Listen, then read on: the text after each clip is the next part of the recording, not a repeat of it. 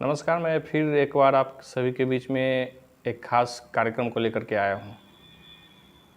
लगातार यह देश विभिन्न प्रकार की समस्याओं से जूझता है और लगातार जूझ भी रहा है। लेकिन एक बात गौर करने की चीज़ है कि हमारी सरकारें लगातार हर एक प्रकार की व्यवस्थाओं पे बात करती है, कुछ शिक्षा पद्धति पे बदलाव की बात कर रही है। उसमें भी बहुत सारी चीज़ें हैं जिस पर हम आगे बात करेंगे। लेकिन एक आजकल एक बहुत ही बड़ा मुद्दा बन करके पूरे भारत में छाया हुआ है और ख़ास करके बिहार के लिए एक प्रतिष्ठा का विषय बना हुआ है। शायद जिस परिपाटी में पुलिस तंत्र काम कर रही है, उस तंत्र के अधीन आज उस मुद्दे को किस रूप में ले जाया जा रहा है, इस पे हम कुछ खास बात करेंगे। हम आज बात कर रहे हैं फिल्म स्टार जो दुनिया में इतने कम उम्र में जो शोहरत हासिल की, सुशांत सिंह राजपूत ने, वह एक इतिहास है। मात्र 34 साल की उम्र में फिल्म इंडस्ट्री में जो उनका मुकाम, जो एक पैमाना उन्होंने तय कर दिया, उसके लिए हर एक आदमी, हर एक फिल्म स्टार कभी सपने भी नहीं देखा होगा या अपने संघर्ष के समय में भी इतनी जल्दी कामयाबी हासिल नहीं करता है। शायद इसीलिए बॉलीवुड की जो बुरी नज़र है उन पे पड़ी, या कौन सी बातें हैं जो आज एक समस्या बन कर के लगभग 2 महीने होने जा रहे हैं और अब तक उनकी हत्या के संबंध में कोई सुराग नहीं मिल पाया। तो किस तरीके से भारत की जांच एजेंसियां, आप पुलिस से बात करें या सीबीआई तक बात करें, आज तक बहुत सारी सीबीआई जांच होती रही है। सुशांत सिंह राजपूत को लेकर के भी एक जांच की मांग चल रही है कि सीबीआई जांच हो, लेकिन कितना उचित है और कितना कि हम पुलिस पे भी भरोसा नहीं कर पा रहे हैं। इस देश का कॉन्स्टिट्यूशन का जो स्ट्रक्चर है, जो उसके संचालक हैं, न तो पुलिस पुलिस अपने आप को डिफ़ाइन कर पा रही है, न वो यह कह पा रही है कि मैं कर सकता हूँ। लोग क्यों नहीं भरोसा पुलिस पे करते हैं, और बाद में आकर जब सीबीआई के हाथों में केस चली जाती है तो सीबीआई भी डेट पे डेट लेती है और मोटा मोटी अब तक किसी भी देश के बड़े केसों में सीबीआई की भूमिका बहुत नगण्य नहीं पाई गई है। यानी जिस तरीके से पुलिस काम करती है उसी तरीके से सीबीआई लास्ट में आकर के लिपापोती करके कहानी ख़त्म कर देती है, या कहीं बंद हो जाता है, फिर राजनीतिक दबाव आता है या राजनीतिक खेल के लिए सीबीआई का प्रयोग होता है। तो आज हम एक डॉक्टर रूपक कुमार से बात करेंगे कि उनका क्या विचार है इस संबंध में, जो लगातार अपने देश के युवा सुसाइड कर लेते हैं, वो इतने मनोबल के कमज़ोर कैसे हो सकते हैं। और ख़ास करके बिहारियों में ये मनोबल इतनी कमज़ोर नहीं होती है कि वो सुसाइड कर ले, फिर भी सुशांत सिंह ने किया। आज एक आदर्श के रूप में सुशांत सिंह राजपूत को देखा जा रहा है, लेकिन आत्महत्या एक बहुत बड़ी कायरता कही जाए। इसी विषय पे हम रूपक जी से बात करेंगे और हम लोग साथ में, रूपक जी हैं हमारे। रूपक जी, आपका बहुत बहुत स्वागत है। हम लोग इस विषय पे चर्चा करेंगे कि कैसे हमारे युवा कैसे आगे बढ़ें। जी धन्यवाद मनीष जी। अभी आपने एक विषय एक्स्ट्रा इसमें डाल दिया कि सीबीआई और आत्महत्या। दरअसल पहले तो यह समझना होगा कि सीबीआई की जो मांग की बात चल रही है पहले देश में, पूरे राज्य में, और जो सुशांत सिंह के समर्थक हैं या फॉलोवर हैं, या फिर देश के वैसे लोग जिन्हें लगता है कि सुशांत सिंह के साथ अन्याय हुआ है या कोई मामला है, गंभीर मामला है जो देश के सामने नहीं आ रहा है, तो ये लाजमी है आपका। लेकिन सीबीआई का जो मामला है, तो सीबीआई जांच के बाद ही पता चल पाएगा, क्योंकि हम लोगों को जो देश में हमारा कानून है और जिस कानून में विभिन्न तरह की जांच एजेंसियां हैं, उसमें सीबीआई को पर थोड़ा सा विश्वास हम लोगों का है कि सीबीआई के जांच के बाद कुछ पारदर्शी हो, कुछ सामने आए। तो सीबीआई जांच के बाद यह मामला आएगा कि यह आत्महत्या है या हत्या है। सबसे बड़ी बात यह है कि पहले यह मामला होगा, उसके बाद हम कह सकते हैं कि सुशांत सिंह राजपूत ने आत्महत्या किया है या सुशांत सिंह राजपूत को किसी ने आत्महत्या के लिए उकसाया है या सुशांत सिंह राजपूत की हत्या हुई है, ये मामला है। लेकिन सबसे बड़ी बात है कि देश में बहुत हद तक यह मामला आ रहा है मार्केट में या बाज़ार में या फिर देश में या समाज में या फिल्म इंडस्ट्री में कि सुशांत सिंह राजपूत के साथ अन्याय हुआ है। लेकिन सही मायने में सुशांत सिंह राजपूत के साथ ही अन्याय नहीं हुआ, ये व्यक्ति विशेष का मामला नहीं है, ये पूरे देश के लिए मामला है और सोशल जस्टिस का विषय है, सामाजिक न्याय का मामला है। और बिहार और उत्तर प्रदेश जैसे पिछड़े राज्यों के लिए मामला है कि बिहार और उत्तर प्रदेश में आज तक कोई ऐसा मैकेनिज्म डेवलप नहीं हुआ कि जहाँ का बच्चा, कोई ऐसा संस्थान नहीं है, बड़ा संस्थान जहाँ से बच्चा निकल के और यहाँ का युवा निकल के, कलाकार निकल के और फिल्म इंडस्ट्री में जाकर स्थापित हो जाए। लेकिन आज सुशांत सिंह राजपूत अपने संघर्ष के बदौलत, संघर्ष के विरासत के बदौलत वहाँ जाकर फिल्म इंडस्ट्री में स्थापित हुए और उस पंक्ति में खड़े हो गए जिस पंक्ति में अमिताभ बच्चन का बेटा भी खड़ा नहीं हुआ है। और उस दौर में शामिल है, रेस में शामिल है, जहाँ जिस रेस में सलमान खान अगली पंक्ति में खड़े होकर दौड़ लगा रहे हैं। तो यह जो है, यह नेपोटिज्म का मामला, भेदभाव का जो मामला है, इस पर विषय डिबेट होना चाहिए था, विमर्श होना चाहिए था कि आखिर खान परिवार, खान ब्रदर्स, बच्चन परिवार, कपूर परिवार, इनका लड़का जब एक बच्चा पैदा होता है तो मीडिया में आता है, उसके नाम के साथ आता है कि यह नाम हुआ है, ऐसे खेल रहा है, ऐसे उसका फोटो वायरल होता है, वीडियो वायरल होता है। लेकिन जो संघर्ष करके फिल्म इंडस्ट्री में स्थापित हुआ है, उसको पीछे धकेलने का प्रयास लगातार जारी है। इससे पहले भी बिहार के बहुत सारे लोग गए फिल्म इंडस्ट्री में, लेकिन बैक होकर चले आए और आज धारावाहिक बना रहे हैं, आज अलग अलग प्रोग्राम चैनल पर स्पॉन्स कर रहे हैं। तो ये सुशांत सिंह का व्यक्तिगत मामला नहीं है। आने वाले समय में फिर बिहार और उत्तर प्रदेश के जो युवा कलाकार होंगे उनके साथ वही होगा, उनको आत्महत्या करने पर मजबूर किया जाएगा और उनको प्रतिभाशाली होने के बावजूद भी उनको रेस से बाहर किया जाएगा। तो इस तरह का फिर यही प्रश्न उठेगा कि क्या हुआ, ये हत्या है, आत्महत्या है, और इसी तरह लिपापोती हो जाएगी। ठीक बात है, कुछ मामले में सीबीआई भी लिपापोती करती है, कितना भरोसा किया जाए देश के कानून पर। यहाँ तो लंबित, खर्चीला और दोषपूर्ण न्याय की व्यवस्था है, कोई न्याय मिलता है। लेकिन जहाँ तक जो हमारी जांच एजेंसी है उससे हमारी मांग लगातार चलती रहेगी और हमारे देश के लोग जो है मांग कर रहे हैं, तो सही मांग कर रहे हैं कि सीबीआई की जांच होनी चाहिए।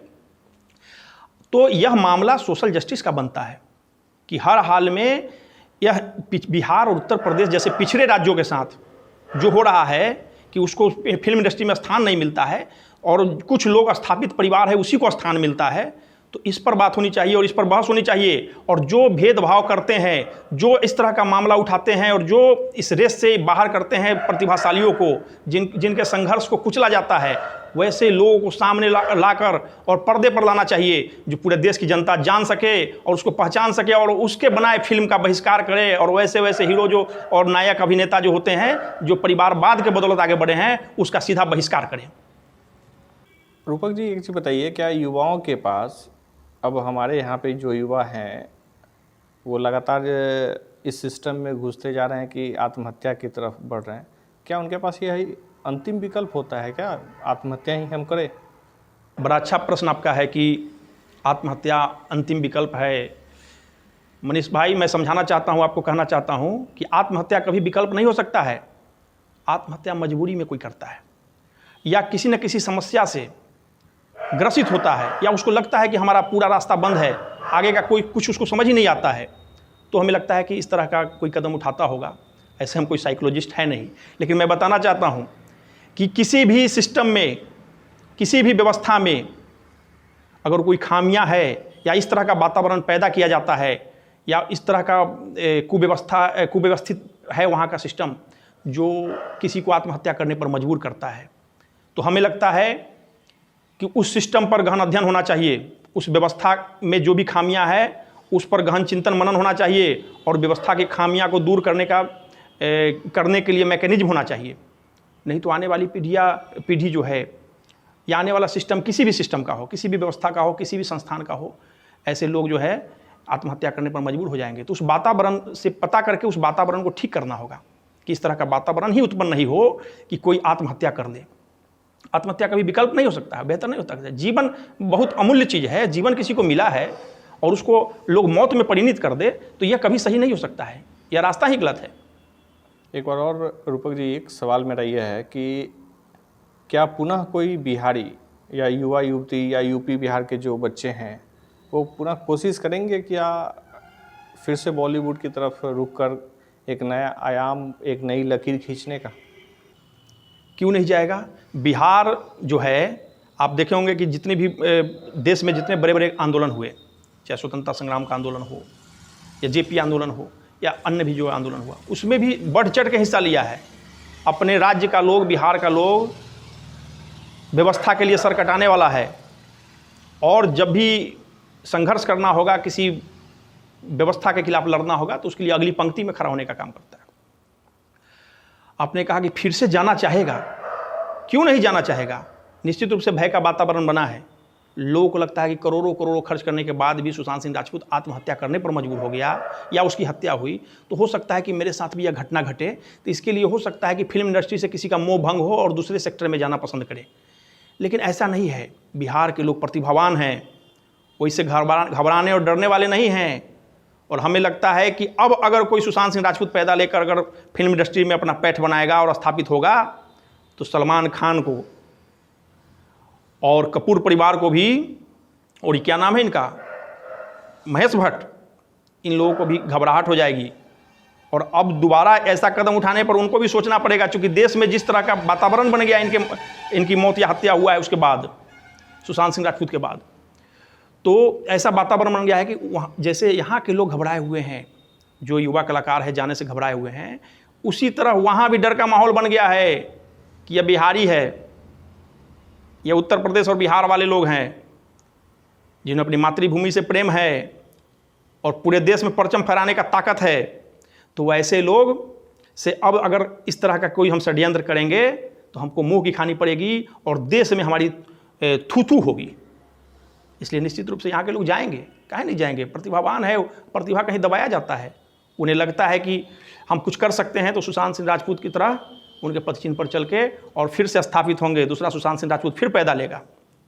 अंतिम सवाल मेरा यह है रूपक जी कि क्या सरकार, यानी बिहार सरकार हो, भारत सरकार हो या महाराष्ट्र की सरकार हो, या कहा जाए कि पूरी राज्य की सरकारें और केंद्र सरकार, क्या सम्मिलित रूप से एक ऐसी न्याय व्यवस्था की स्थापना नहीं कर सकती जो स्वतः न्यायपूर्ण हो?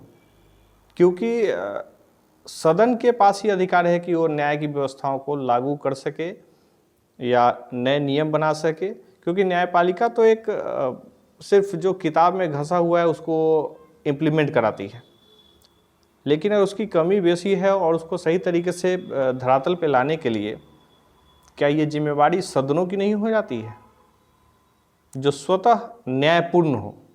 आपका प्रश्न नहीं है, आपने सीधा प्रश्न चिन्ह किया है। और आपको हम पत्रकार नहीं, हम जर्नलिस्ट बोलते हैं। दोनों में अंतर है। पत्रकार तो आज लोग पैसे के लिए भी पत्रकारिता करते हैं, जर्नलिस्ट हुआ है जो व्यवस्था के लिए आवाज़ उठाता है और व्यवस्था पर लिखता है और कुठाराघात करता है, आघात करता है। आपने बोला न्याय की बात, निश्चित रूप से सरकार न्याय के लिए तो है, प्रतिबद्ध है, बोलती है, कहती है, उसका व्यवस्था भी कहता है कि हम यहाँ न्यायपालिका महत्वपूर्ण है, कार्यपालिका विधायिका में न्यायपालिका को महत्वपूर्ण बताती है। लेकिन सच्चाई है कि ये बहुत बड़ा देश है, बहुत इसमें राज्यों की संख्या बहुत है और सभी राज्य को अपना अपना कानून बनाने का अधिकार है, केंद्र को भी अपना कानून बनाने का अधिकार है। कुछ विषय है, संवर्ती सूची उसको बोलते हैं, जहाँ केंद्र और राज्य दोनों कानून बनाती है। कहीं भाषा अलग है, कहीं क्षेत्र अलग है, कहीं का भौगोलिक स्थिति अलग है, कहीं का संस्कृति और परंपरा अलग है। देश बड़ा है, तो देश में एक समान कानून अगर नहीं होगा और उसको सही ढंग से अनुपालन कराने के लिए प्रेरित नहीं किया जाएगा, तब तक हमको लगता है कि अगर कोई कानून भी बना दिया जाए तो सही ढंग से निचले स्तर पर लागू नहीं हो पाएगा। अब किसी राज्य का अलग भाषा है, अलग परंपरा है, किसी का अलग है, तो एक दूसरे पर सूट नहीं करता है कानून। तो इसलिए अभी स्वतंत्रता दे दी गई है कि अपने अपने हिसाब से सब लोग सब कुछ करें। लेकिन कुछ जगह जैसे स्वास्थ्य हुआ, शिक्षा हुआ, न्याय हुआ, एक तरह का कानून होना चाहिए। और ऐसे भी मैं एक बार विमर्श में मैं बोल चुका हूँ कि यह भारतीय संविधान जो है इसमें भी बहुत परिवर्तन की आवश्यकता है। जिस समय संविधान बना और उस समय से लेकर आज तक 70-72 साल हो गए, उसके बाद रहन सहन, खान पान, संस्कृति, वातावरण, शिक्षा का जो क्षेत्र है वो भी बदला है, रोजगार का क्षेत्र है वो भी बदला है। तो उस हिसाब से पढ़ाई लिखाई, तो इस तरह से रोग भी बदलता है। देखते हैं ना, कभी कभी कैंसर था, अभी कोरोना चल रहा है, हालांकि कैंसर भी है, ये कोरोना चल रहा है, फिर कोई नया बीमारी आ जाएगा। तो इसलिए हमेशा स्वास्थ्य के क्षेत्र में भी परिवर्तन की आवश्यकता है, कानून के क्षेत्र में भी परिवर्तन की आवश्यकता है और न्याय के क्षेत्र में भी परिवर्तन की आवश्यकता है। तो न्याय का जो व्यवस्था है, राह चलते अभी फकीर को कोई अभी पीट दे, मार दे, वह अगर जाता है थाना में केस दर्ज करने के लिए तो उसका केस दर्ज नहीं करेगा, क्या कोई मामले नहीं है, इसमें कहाँ आर्म्स एक्ट है, कहाँ इसमें जो है से दारू पीने का कोई केस है, कहाँ कोई जो है से आपका लूट हुआ है, कहाँ आपके साथ छेड़खानी हुआ है। तो इस तरह का अगर मामला नहीं है तो उसको थाना भी हल्के में लेगा। अगर लेता भी है थाना केस तो उससे अभी जो स्थिति है देश का, राज्य का, बिना पैसा के एक केस भी एंट्री, FIR एंट्री भी नहीं होता है। तो इस देश में स्वास्थ्य, शिक्षा और न्याय बिल्कुल मुफ्त मिलना चाहिए, क्योंकि लोकतंत्र है और लोकतंत्र में जो यहाँ का जो संसाधन है वह देश का संसाधन है और देश की जनता का संसाधन है। और हम जिसको बनाते हैं, प्रतिनिधि चुनते हैं, जिसको प्रधानमंत्री बनाते हैं, मुख्यमंत्री बनाते हैं, इसलिए बनाते हैं कि हमको स्वास्थ्य, शिक्षा, सुरक्षा, न्याय ये सब मुफ्त दे और प्रतिबद्ध होकर इस पर काम करे। लेकिन ऐसा होता नहीं। अब तो सरकार आम जनता से का ही शोषण करना शुरू कर दी है, टैक्स लगा के, टोल टैक्स लगा के, अन्य तरह तरह के जो है सेवा कर लगा के और अन्य तरह तरह के कर, हर चीज़ पर, हर उत्पाद पर कर है। तो इस तरह से देश नहीं चलता है, लोकतंत्र नहीं चलता है। यहाँ समानता की बात करते हैं, 32 रुपया में, मनीष भाई आप अच्छे जर्नलिस्ट है इसलिए बता रहा हूँ, 32 रुपया में आम जनता को भोजन के लिए कहता है कि पौष्टिक आहार मिल जाएगा 32 रुपया में, और 320 रुपया में नौकरशाह लोगों को मिलता है, जो ब्यूरोक्रेट्स हैं उनको मिलता है, वो खाएंगे 320 रुपया का, तब उनको पौष्टिक आहार प्रदान होगा। और आम जनता जो है 32 रुपया का खाएगा तो उनको पौष्टिक आहार प्रदान हो जाएगा। तो एक ही तरह का कहें ना, या तो 320 जनता के लिए भी करिए या फिर 32 रुपया उसको भी दीजिए खाने के लिए। ये नहीं होता है, किसी का होम अलाउंस बहुत है, किसी का होम अलाउंस कम है, ऐसा थोड़े होता है। देश में समान काम, समान न्याय, समान व्यवस्था होनी चाहिए। नेता को पेंशन चाहिए, चूँकि आएंगे बेरोजगार होकर आएंगे, उनको तो बेरोजगार ही ना कहा जाएगा। 70 साल 80 साल तक, जब तक जीत रहे हैं तब तक रोजगार में है, और जब आएंगे तो बेरोजगार हो जाएंगे। तो जब वह आते हैं रिटायर करके, उनका तो रिटायर होता नहीं है, लेकिन चुनाव हार के आते हैं, तो उनको चाहिए सुविधा संसाधन, इसलिए उनको वेतन चाहिए, पेंशन चाहिए। और जो नौकरी करके आते हैं वह एक सिस्टम में बंध जाते हैं और 30 साल 40 साल तक एक व्यवस्था में एक तरह का काम करते हैं, उनको समाज से जुड़ा हुआ काम भी नहीं जानते होंगे क्या करना है। और आने के बाद उनको पेंशन नहीं मिलेगा तो कहाँ जाएंगे, ना उनसे खेती हो पाएगा, ना उनसे जो है से मवेशी पालन हो पाएगा, ना उनसे दुकान चलेगा, क्या करेंगे उस उम्र में। तो यह जो देश में समानता की बात करना ही बेईमानी है, न्याय की बात करना ही बेईमानी है। हमारी बात से अगर किसी को कष्ट लगे तो हम चाहते हैं कि सुधार के लिए आगे आना चाहिए, कैसे देश के कानून में रिफॉर्मेशन होगा, कैसे जो है देश के कानून में अमेंडमेंट होगा, इस पर बात होनी चाहिए, बहस होनी चाहिए। बहुत बड़ा विषय है कि न्याय देश में लागू है और न्याय सबको समान रूप से मिल रहा है, नहीं मिल रहा है भाई। प्राइवेट स्कूल के शिक्षकों का अभी वेतन बंद है ना, बंद है। ऑनलाइन पढ़ा के वहाँ के स्कूल के जो संस्था है, स्कूल का जो डायरेक्टर है वो तो पैसा ले रहा होगा, लेकिन उसको नहीं मिलेगा चूँकि बंद है। सरकारी शिक्षक को तो मिल रहा है, वेतन पेंशन सब मिलेगा, वेतन मिल रहा है। तो इस तरह जो है हम उदाहरण दिए हैं कि प्राइवेट और सरकारी शिक्षक, जब एक ही राज्य है, एक ही देश है, एक ही शिक्षागत व्यवस्था है, तो फिर प्राइवेट और सरकारी स्कूल में अंतर क्यों है। एक तरह का संरचना होना चाहिए, एक तरह की व्यवस्था होनी चाहिए, एक तरह का फी होना चाहिए। अगर प्राइवेट स्कूल को नहीं दे रही तो सरकार उसको दे पैसा अपने तरफ से और पढ़वाए फ्री में बच्चे को, ऐसा थोड़े होता है। आज कोरोना में सारा प्राइवेट हॉस्पिटल बंद हो गया और सरकारी हॉस्पिटल चालू है, हालांकि सरकारी स्थिति बहुत अस्त व्यस्त स्थिति है। वहाँ न सिविल सर्जन बैठते हैं, न बड़े पदाधिकारी बैठते हैं, कुछ लोग आए या गए, खानापूर्ति हो रहा है। लेकिन जो भी है सरकारी खुला हुआ है, प्राइवेट बंद है सब के सब कोरोना के डर से। तो ये क्या मतलब है, उसका रजिस्ट्रेशन कैंसिल करिए हॉस्पिटल का। हॉस्पिटल आम जनता के सेवा के लिए है ना, उसके रोग के इलाज करने के लिए है। आप जब रोग हो जाए उस समय आप अपना बंद करके चले जाइए हॉस्पिटल, तो कोई मतलब नहीं है। तो कहाँ कोई कानून इस पर कार्रवाई कर रही है, कहाँ देश और सरकार इस पर कहीं कोई कार्रवाई कर रही है। तो न्याय है नहीं।